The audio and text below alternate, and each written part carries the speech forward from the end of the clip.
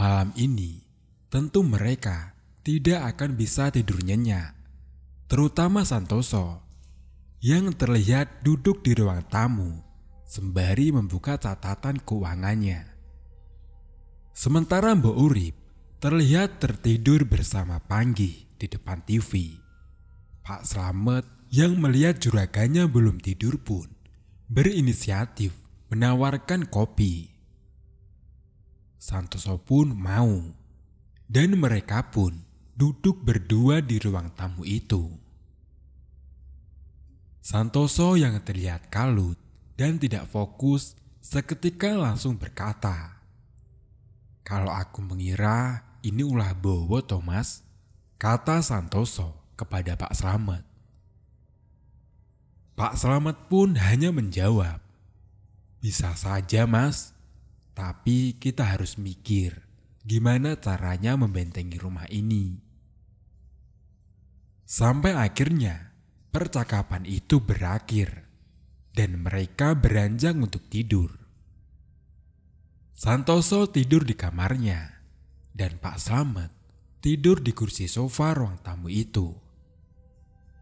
Beberapa jam kemudian, sekira jam 2 malam, Pak Slamet yang sebenarnya masih tidur-tidur ayam, pandangannya dialihkan oleh sosok yang tiba-tiba terlihat duduk di depannya. Pak Slamet yang kaget segera beranjak dan duduk. Sembari mengusap matanya, Pak Slamet terus memandangi sosok yang berada kira-kira 2 meter dari tempatnya. Karena suasana agak gelap, sosok itu tidak terlihat jelas. Hanya bayangan hitam yang nampak duduk mematung di kursi itu. Dengan terbata dan berbisik, Pak Slamet berkata, "Mbok, lagi apa?" Pak Slamet mengira sosok yang duduk itu adalah Mbok Urip. Tapi setelah Pak Slamet bertanya pada sosok itu, dengan perlahan sosok itu mendongakkan kepalanya dan terlihat kini wajahnya yang terang. Entah apa yang menerangi wajah itu. Di sini Pak Slamet yang terpaku, tapi masih mencoba berani. Dengan terbata-bata, Pak Slamet berdoa sebisanya, sambil terus memandangi sosok itu dengan secuil keberaniannya. Semakin terlihat jelas, sosok itu rambutnya panjang terurai, tanpa wajah, tapi memiliki mulut. Sosok itu sedikit maju mengarahkan telinganya, seakan menyimak Pak Slamet yang tengah berdoa dengan terbata-bata. Dan dengan nada mengejek, namun berbisik, sosok itu berkata kepada Pak Slamet, "Kok belibet, Mat? Apa perlu aku bantuin berdoa?" Seketika, Pak Slamet tubuhnya gemetar mendengar kata-kata itu. Dia ingin lari, tapi tubuhnya sulit untuk digerakkan. Sementara sekarang, Pak Slamet menunduk, tidak mau melihat sosok itu lagi. Dan beberapa saat kemudian, "Salam buat majikanmu ya." sosok itu berkata lagi, kemudian menghilang. Tanpa sadar, Pak Slamet yang ketakutan ini sampai kencing di celana. Keesokan harinya pun Pak Slamet sakit, mungkin karena shock dengan kejadian semalam.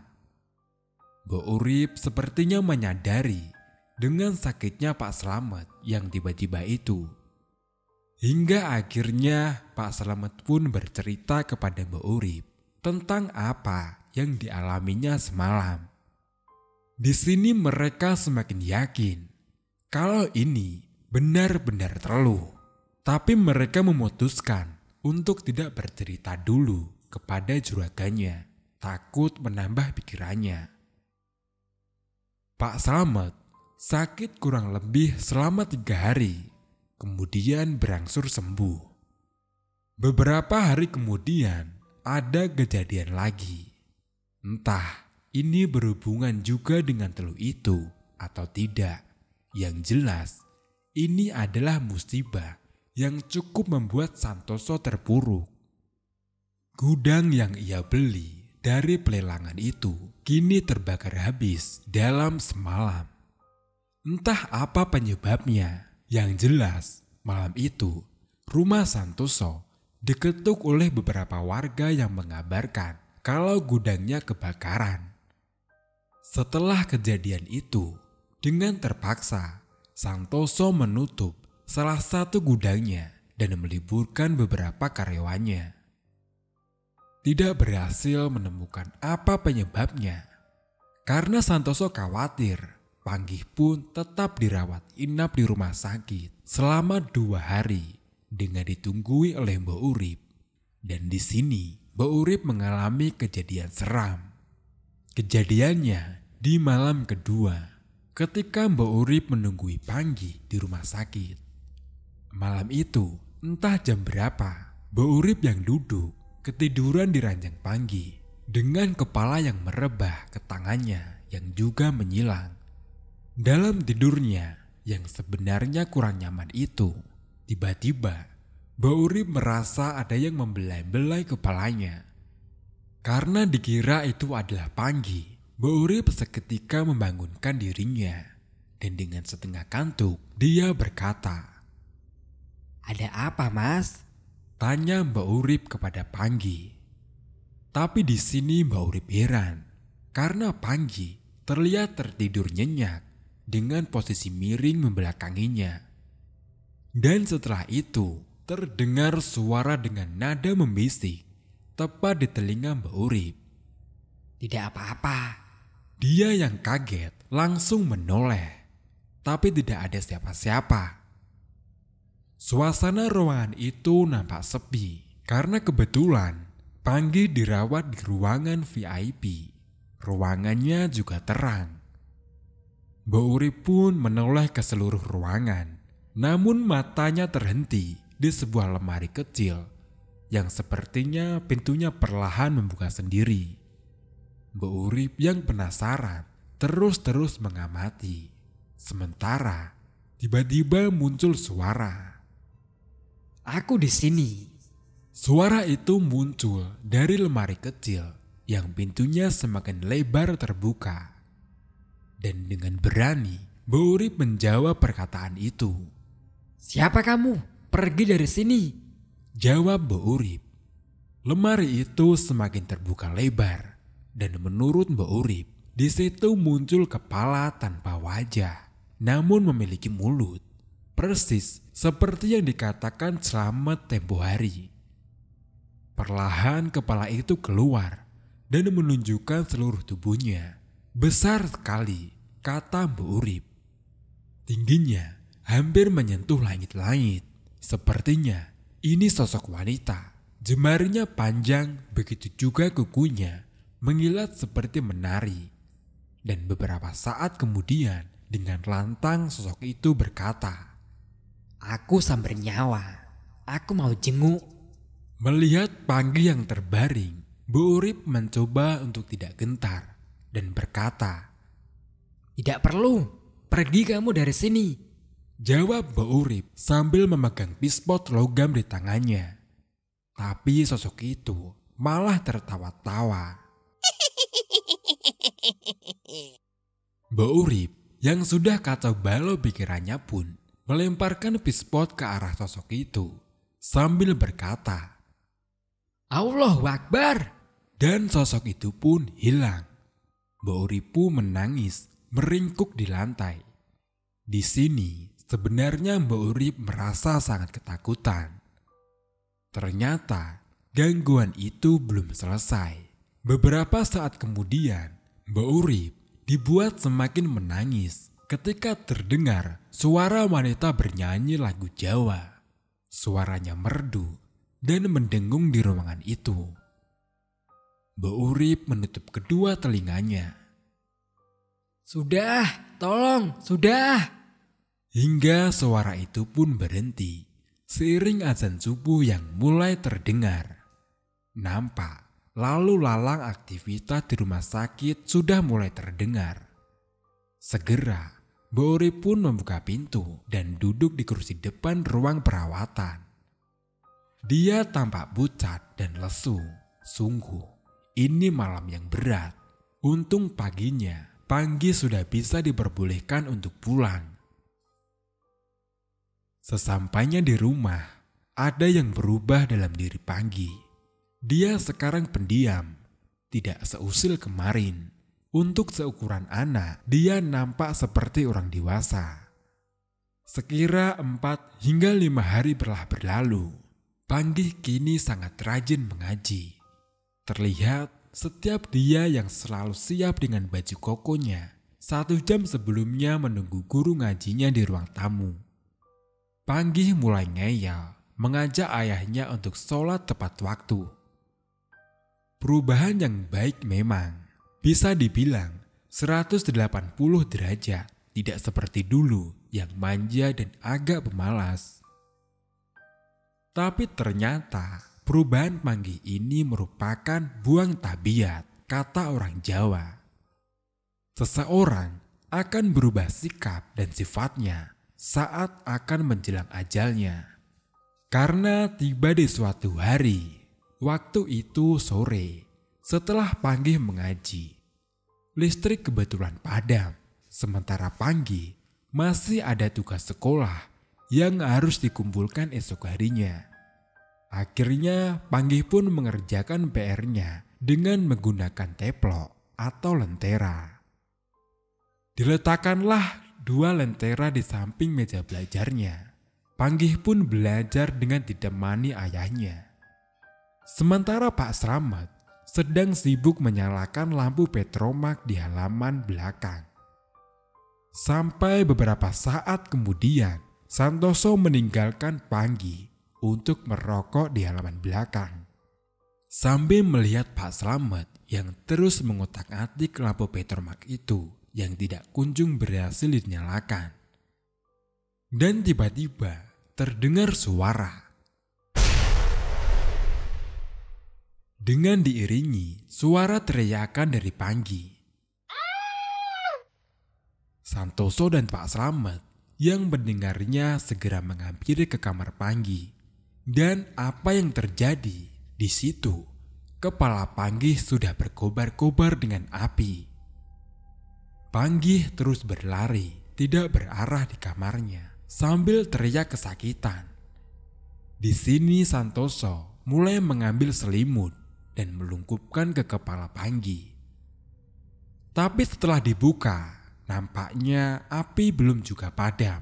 Dan dari belakang, Mbok Urip memeluk Panggi dengan ngaduk basah. Apinya pun akhirnya padam.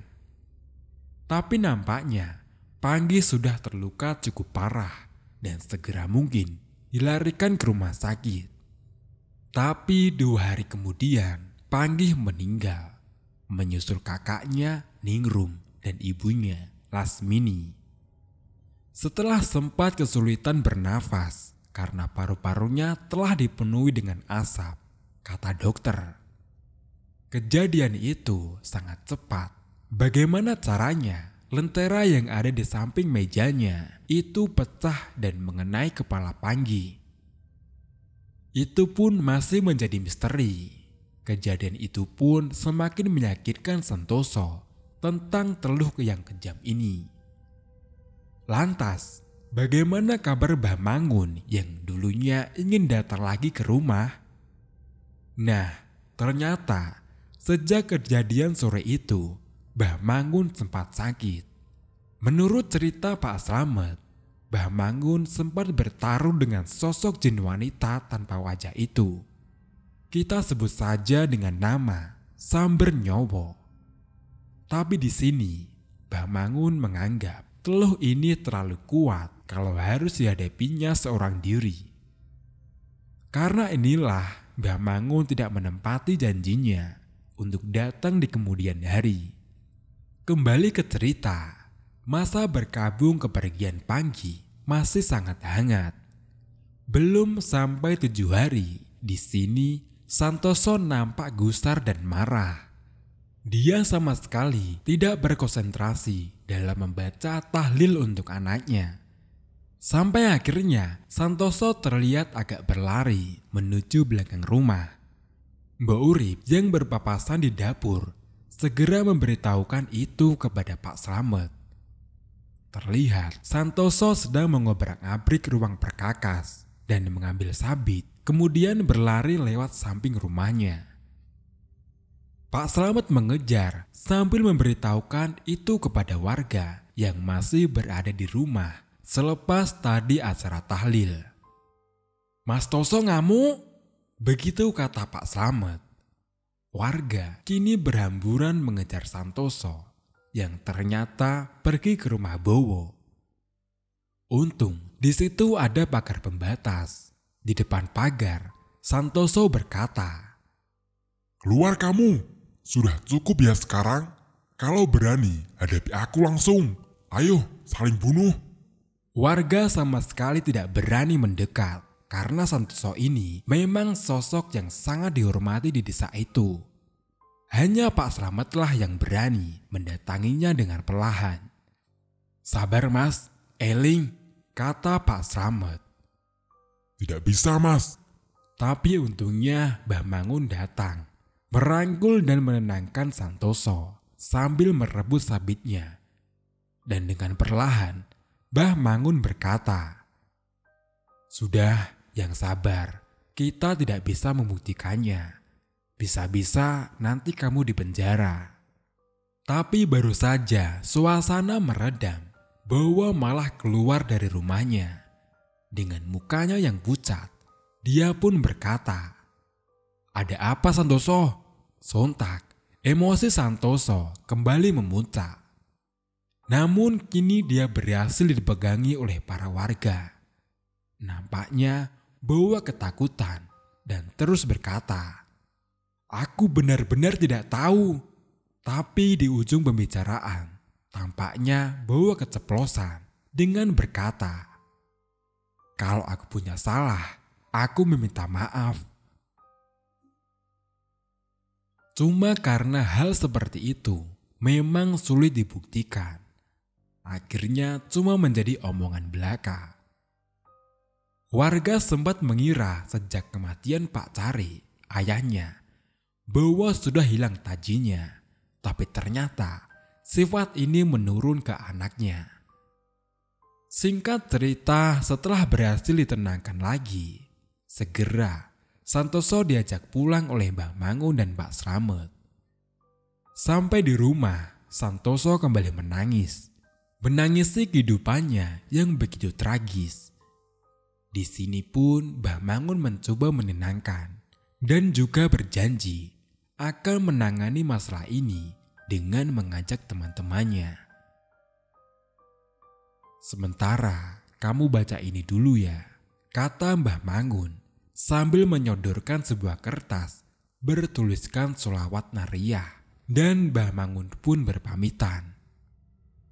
Malam itu pun dilewati oleh Santoso, Pak Slamet dan Mbok Urip dengan datar dan sangat hampa. Mereka tidak terlihat saling berbicara, seakan bingung mencari topik yang pas untuk dibicarakan. Terlihat Santoso dengan muka sayu, terus memegang tasbih sembari membaca sholawat nariyah di kertas yang tadi diberikan oleh Mbah Mangun. Menit dan jam pun berlalu. Santoso masih terlihat berzikir di depan ruang TV. Sementara Pak Slamet sedang berrokok di belakang rumah dan tiba-tiba terdengar sayup-sayup suara wanita bernyanyi dengan syair Jawa. Pak Slamet langsung buru-buru masuk ke dalam rumah. Mbok Urip yang sepertinya juga mendengarnya terlihat berlari kecil dari pavilion menuju rumah utama.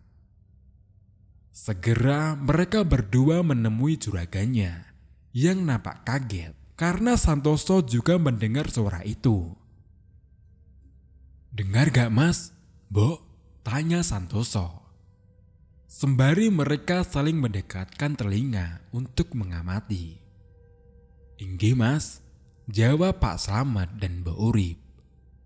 Santoso pun menyuruh Pak Slamet untuk menutup semua pintu dan jendela. Mereka kini duduk merapat bersama di ruang TV. Suara orang bernyanyi itu masih ada, seakan mengitari rumahnya. Santoso sangat ketakutan. Terlihat dia terus memegangi tasbihnya dan berdoa. Mbok Urip dan Pak Slamet pun hanya menunduk kumat kamit melafalkan doa, entah apa yang dibacanya. Tapi perlahan suara nyanyian itu berubah menjadi suara tangis. Tangisannya sangat pilu, terisak-isak, dan sesekali meraung, seakan merasakan sakit.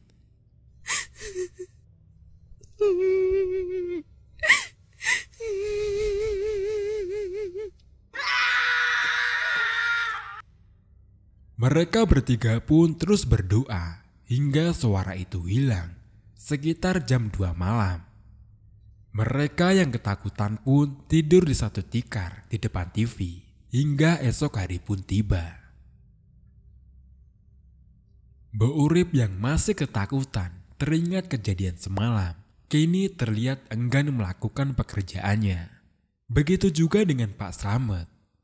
Santoso juga terlihat lesu. Mereka masih duduk berdiam, bertiga di ruang tamu, hingga akhirnya pun Santoso bercerita. Kalau semalam dia bermimpi ditemui oleh anak dan istrinya, Lasmini, Ningrum dan Panggi.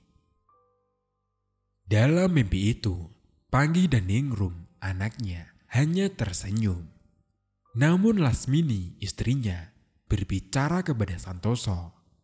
Yang sabar dan ikhlas ya mas. Aku sama anak-anak sudah enak.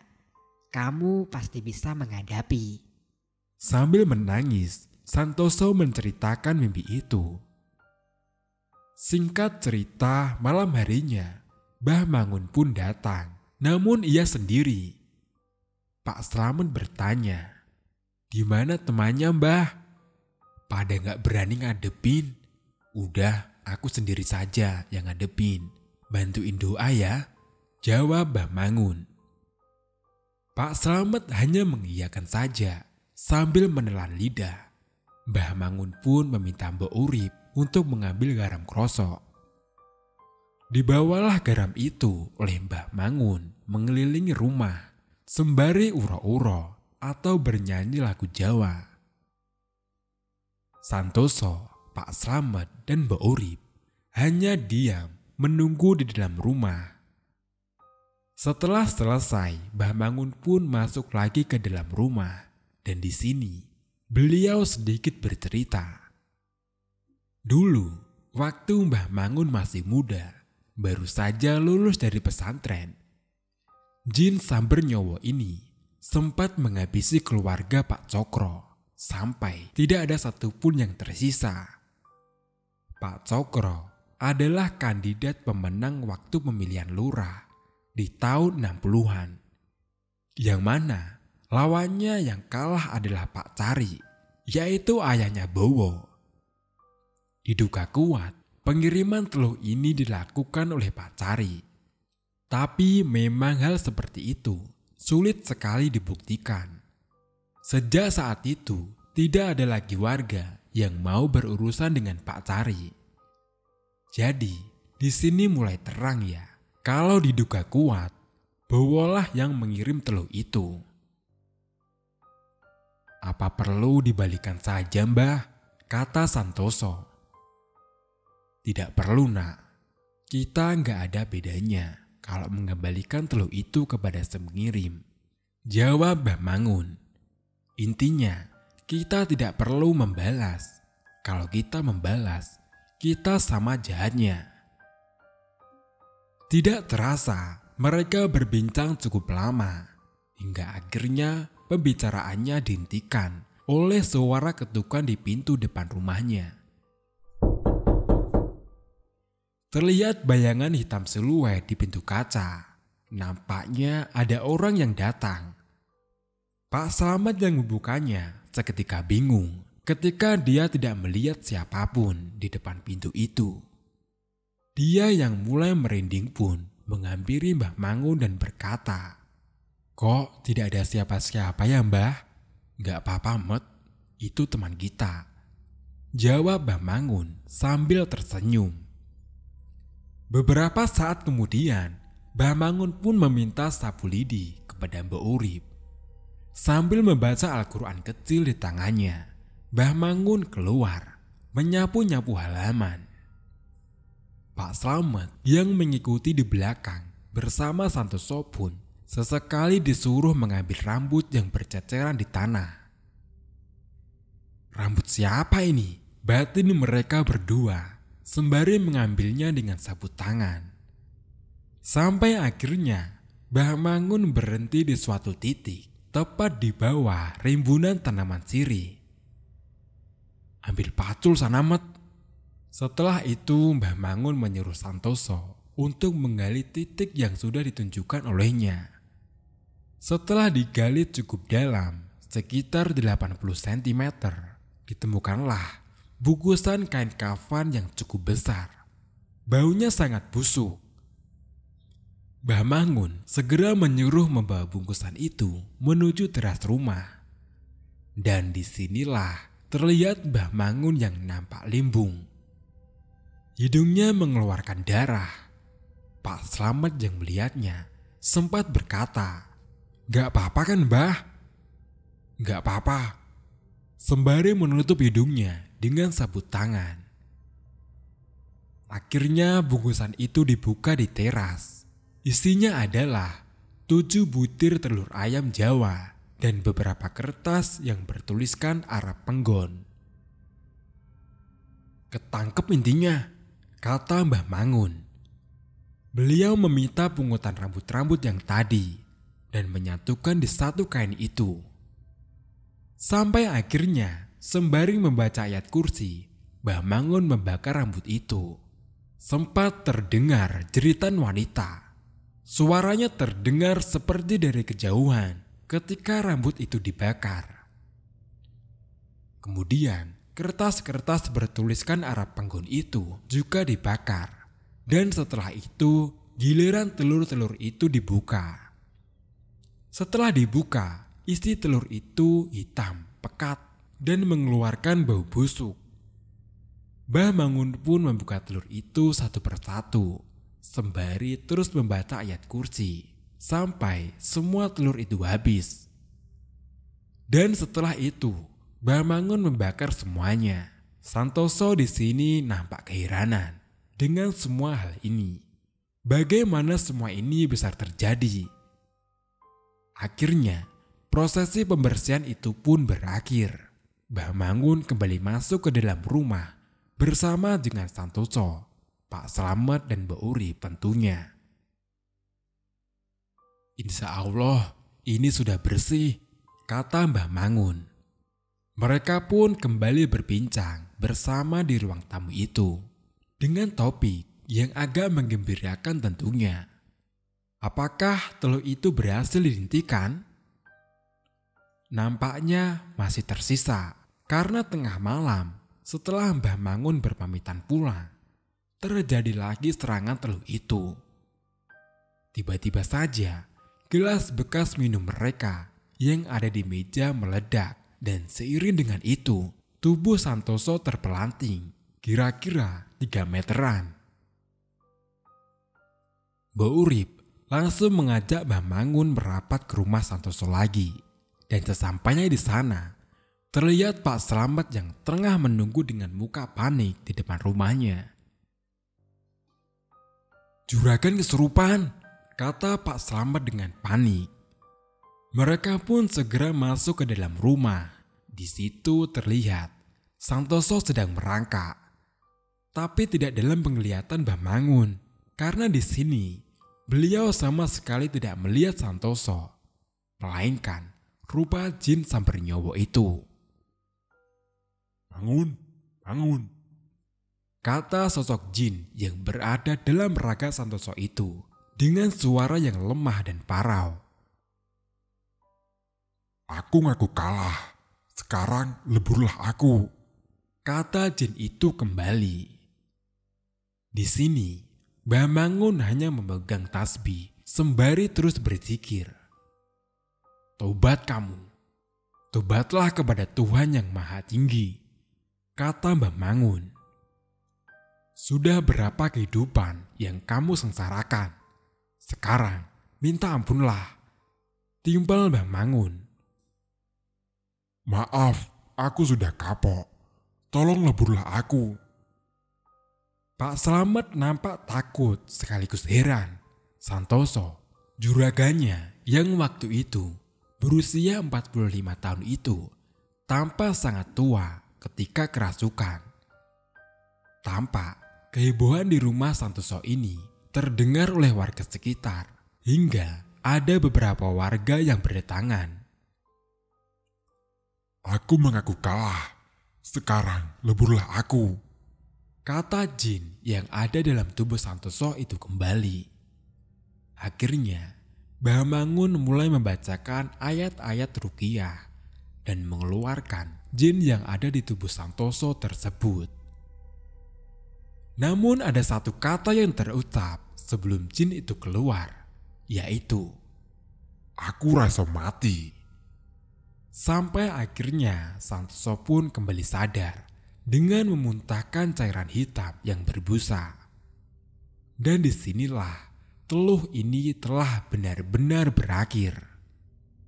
Teluh Jawa ini dahulu dikenal dengan nama Teluh Pring Sedapur, dengan media jin yang dikirim untuk memberikan penyakit dan mempengaruhi pikiran yang dituju. Biasanya tidak ada yang berhasil selamat dari teluh ini. Nyatanya kurang dari setahun keluarga Santoso habis. Namun di sini Santoso berhasil selamat. Di tahun 1994, Santoso menutup bisnis tengkehnya dan beralih ke usaha lain. Serta sempat menikah lagi, memiliki satu anak, dan beliau meninggal di tahun 2014-an. Bo Urip sendiri bukan nama sebenarnya. 1 tahun setelah selamatnya Santoso, beliau pulang ke tempat asalnya, yaitu di Wonosari, Gunung Kidul. Pak Slamet, terakhir saya ketemu sekitar 3 bulan yang lalu, sebelum cerita ini dibuat. Beliau masih sehat dan bahagia dengan anak cucunya, meskipun beliau sudah sepuh. Semoga saya dapat kembali bersilaturahmi dengan Pak Slamet. Sekian cerita dari keluarga Santoso ini. Semoga ada banyak pelajaran yang bisa kita petik. Dan cerita pun selesai. Wassalamualaikum warahmatullahi wabarakatuh.